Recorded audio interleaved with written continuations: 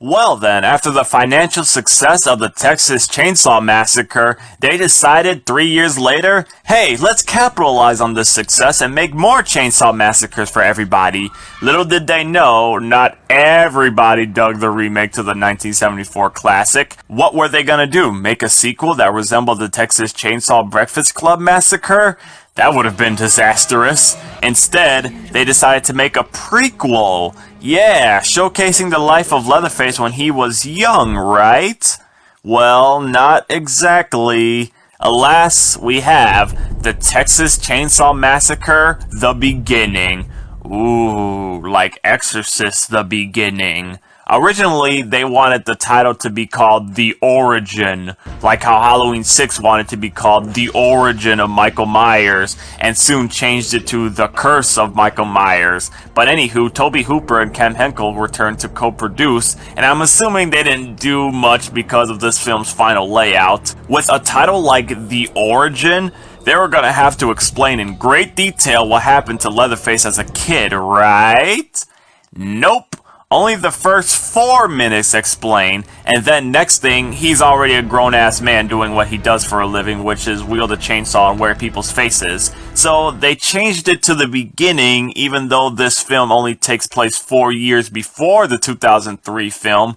So why do they call it The Beginning if it doesn't explain why he becomes the way he does and he's already a grown-ass man already doing what he does throughout the movie? Maybe because he was abandoned in the garbage after a woman in a meat factory gave birth to him, which is a really grotesque scene, or that he was really ugly as a child or disfigured, which really rewrites the character from the original film. But I think they could have just come up with a better title than The Beginning, because it's not The Beginning. He's already Leatherface, but title aside, prequel aside, I'm just glad Leatherface is back to steal faces and chop people up.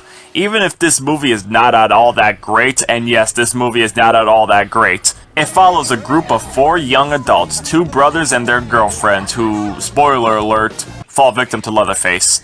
There's this mini subplot that I'm guessing is supposed to make us care for the characters, but like I said before, watching it now and Leatherface just becoming a horror icon, you just root for him. Yeah, apparently one of the brothers is going to Vietnam and thinks that his younger brother is going with him, but really he just wants to go to Mexico and he's too chicken to tell him, and when he finally does tell him, they're pursued by a motorcycle chick, run over a moose or something, and crash really badly.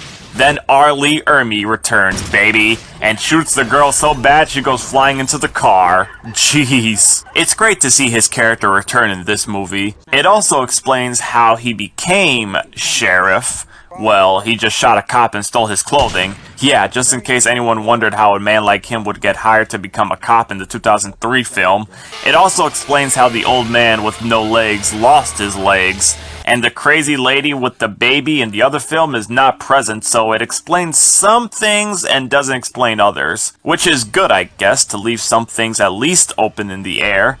But yeah, everything about Vietnam, being a coward, standing up for yourself, brother subplot, I could care less about. Especially since this being the 6th installment in the series, I just wanted to see some Leatherface. Like the 6th installment of Friday the 13th, I just want to see some Jason. I will say that the poster is probably my favorite in the entire franchise.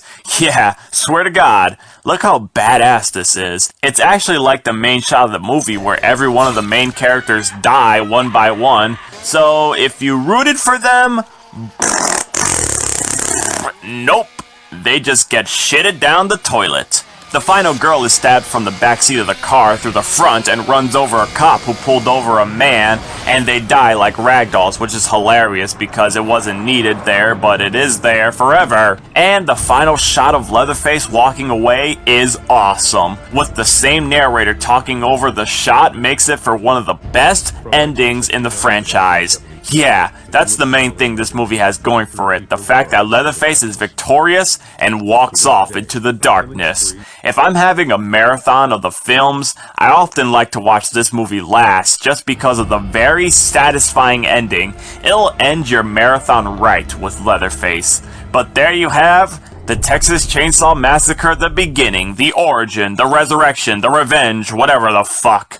Really not much to say about this film other than it was really unnecessary. It doesn't explain much about Leatherface, the characters are dull, Arlie Ermy is still great but not enough to carry the whole film, the poster is freaking awesome, and the ending is freaking awesome. Leatherface wins. There was a third sequel planned, but they canceled that pretty quickly, until another film came into play. Stay tuned because we're going into 3D.